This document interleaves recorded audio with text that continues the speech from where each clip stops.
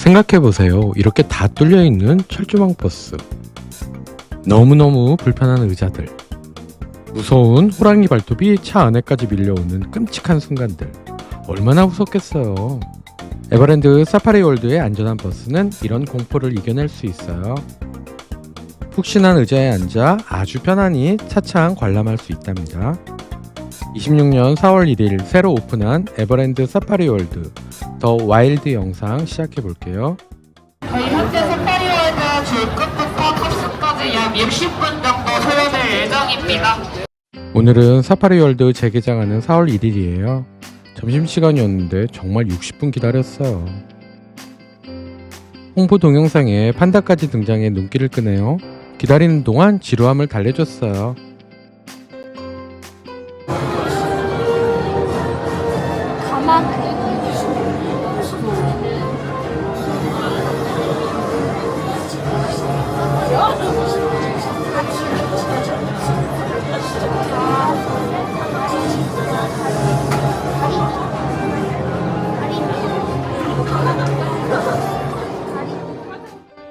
야외에 대기줄도 길었는데 실내 대기줄도 만만치 않네요.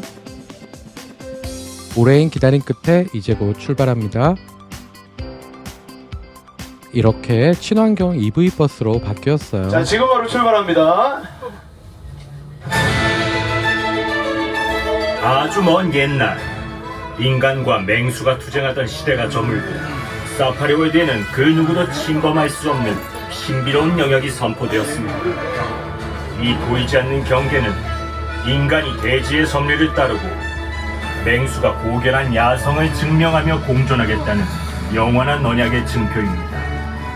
현재 사파리월드는 타이거 포레스트, 라이온 사바나, 베어밸리라는 세 개의 영토가 나뉘어 있으며 각자의 지배자들은 고요한 질서 아래 이 위험 있는 경계를 수호하며 고결한 약속을 지켜오고 있습니다.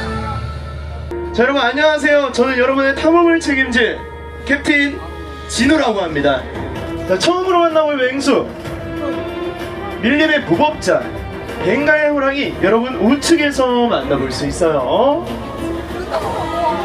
자, 이 친구 인도와 방글라데시 무성한 밀림인 순다르반스의 주로 서식하며 지금 보시는 대나무숲, 인도 북부의 대나무숲을 재현해 놓은 곳입니다.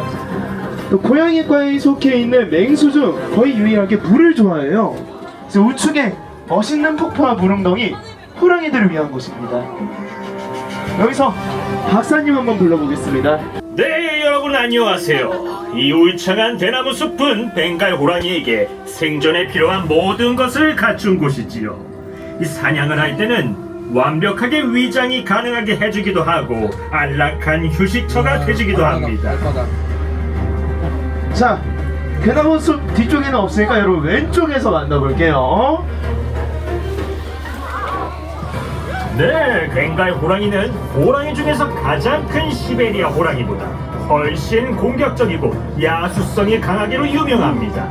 앞발을 휘둘렀을 때는 파괴력은 수백 킬로그램에 육박하고 사냥할 때는 65km로 뛰며 점프력은 4m나 됩니다. 게다가 무시무시한 송곳니는 약 10cm로 고양이과 동물 중에서 비교적 긴 송곳니를 갖고 있죠. 어때요? 숲속의 제왕 밀림의 암살자라 불릴만 하죠? 사자에 대해 자세히 들어봐야겠죠? 박사님! 네, 여러분 보다시피 사자는 고양이과 맹수 중에서 거의 유일하게 무리 생활을 하며 15마리에서 20마리 정도가 무리를 지어 생활하는데 이 무리를 프라이드라고 부릅니다. 이곳 라이온 사바나에도 치열한 세력 쟁탈전을 벌이고 있는 두 개의 프라이드가 있는데요. 그쵸, 캡틴? 네, 맞습니다. 백사자 랑크가 이끄는 랑크파와 라이온 사바나 최고의 싸움꾼 도바가 이끄는 도바파가 있는데요. 우측에 보이는 데가 도바파예요. 자, 얼마 전까지는 도바가 우세했는데 현재는 랑크가 우세하다고 합니다. 그럼 저희 유행 한번 따라가 봐야겠죠? 랑크파 용지로 이동하겠습니다. 자, 여러분 우측에서 만나볼 수 있어요. 여기가 랑크파의 용지인데 백사장 저기 조금 안쪽에 있습니다.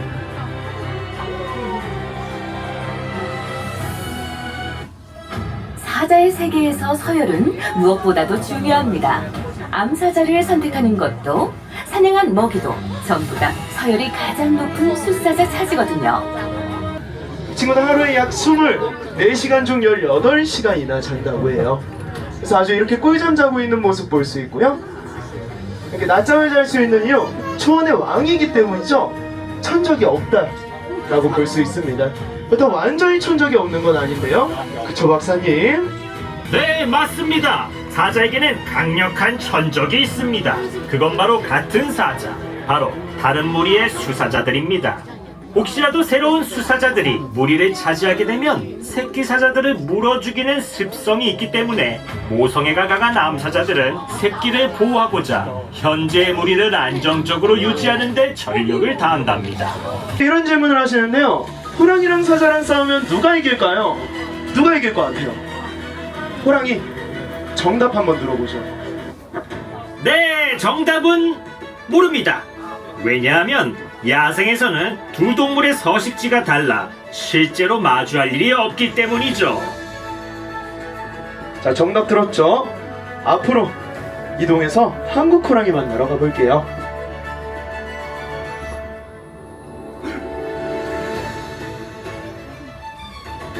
자, 멋있는 연못 왼쪽에서 만나볼 수 있고요. 연못 살짝 지나서 호랑이는 여러분 우측에서 만나볼 수 있습니다. 네, 한국 호랑이는 러시아, 중국, 한국 등 동북아시아를 호령하는 가장 큰 호랑이로 수컷의 경우에는 몸 길이 3.3m, 몸무게가 370kg에 달하기도 합니다.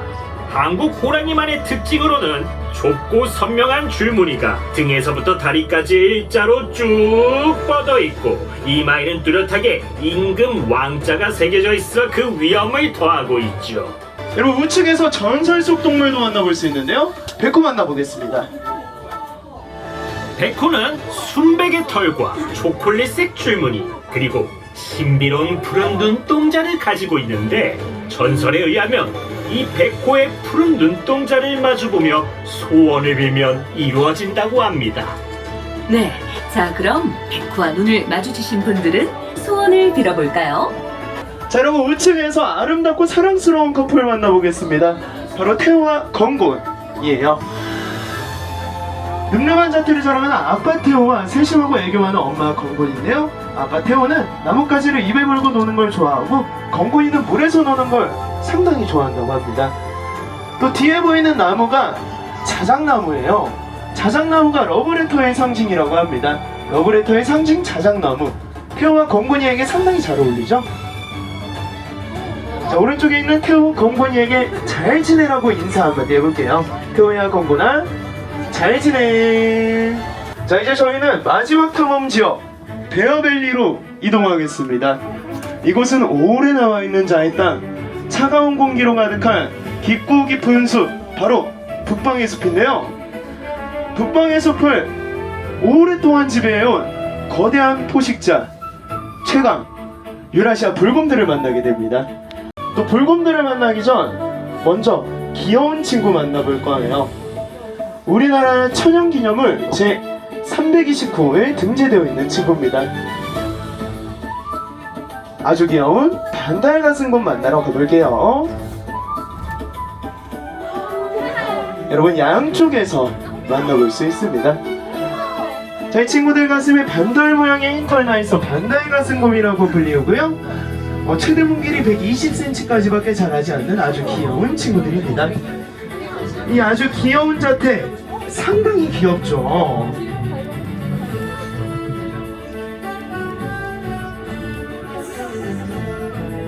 자, 이렇게 귀여운 반달가슴곰 여러분 양쪽에서 만나봤다면 이번에 불곰들의 영지로 이동해 보겠습니다.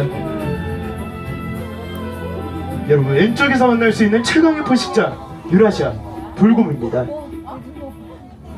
유라시아 대륙의 지배자 불곰, 유럽 불곰이라고도 불립니다. 불곰은 몸 길이 최대 3m, 몸무게는 500kg에 달하는 거대한 동물입니다.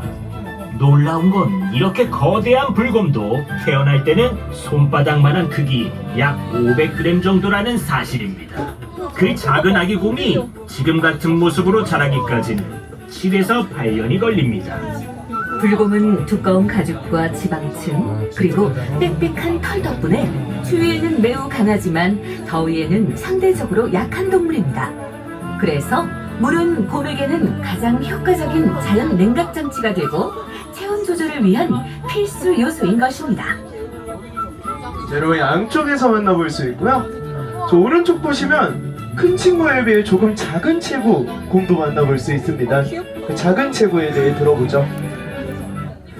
네, 그리고 지금 보시는 이곳은 암컷 불곰들이 평화롭게 지내는 구역입니다. 수컷 불곰들보다 체격이 조금 작아 보일 수 있죠. 하지만 온순할 거라 생각하신다면 그건 아주 위험한 오해입니다.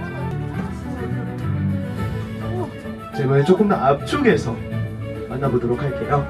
여러분 오른쪽에 보이는 친구 아주 롱다리를 가지고 있는 불곰입니다. 새돌이라는 친구인데요. 가장 큰 친구예요. 이렇게만 봐도 딱 봐도 크죠. 와 진짜 크다. 땅을 파헤치는 모습도 볼 수 있습니다. 이 친구들에게 하루는 먹이 찾고 파헤치며 냄새 맡고 보내는 시간의 연속이라고 합니다. 그건 습관이 아니라 본능이라고 해요. 여기 안쪽이 불곰의 계곡인데 젊은 불곰들 이렇게 만나보겠습니다. 네, 이 젊은 불곰들은 놀이 중에도 순식간에 본능이 깨어나 치열하게 싸우는 경우가 많습니다. 싸움이 시작되면 수백 킬로그램의 힘이 실린 앞발로 상대를 제압하는데 그 모습은 숲의 집에 자라는 말이 왜 붙었는지를 단번에 알게 해주죠. 불곰은 두 발로 일어서 앞발을 자유자재로 사용하고 상대의 목덜미나 주둥이를 물어 제압하기 때문에 웬만한 맹수들도 불곰에 맞서기 어렵습니다. 오늘의 특별한 경험이 내일의 작은 실천으로 이어지기를 응원합니다. 아쉽지만 오늘의 탐험은 여기까지. 공식 탐험 일지에는 이렇게 작성할게요. 우린 모두 무사하고 캡틴 때문에 너무 즐거웠다고.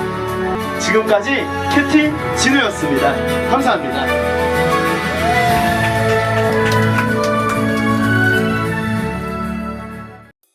이렇게 사파리가 아쉬움을 남기며 종료됩니다. 기다리며 찍었던 베어밸리 풍경이에요. 저런 식으로 유라시안 불곰을 만났었군요. 사파리월드 와일드 트램에서 이번에 더 와일드로 바뀌며 기존 트램 대신 친환경 EV 버스가 도입되었어요. 그래도 이 트램이 좀 더 동물들을 가까이에서 볼 수 있어 좋았는데 아쉽네요. 바로 이렇게 말이죠.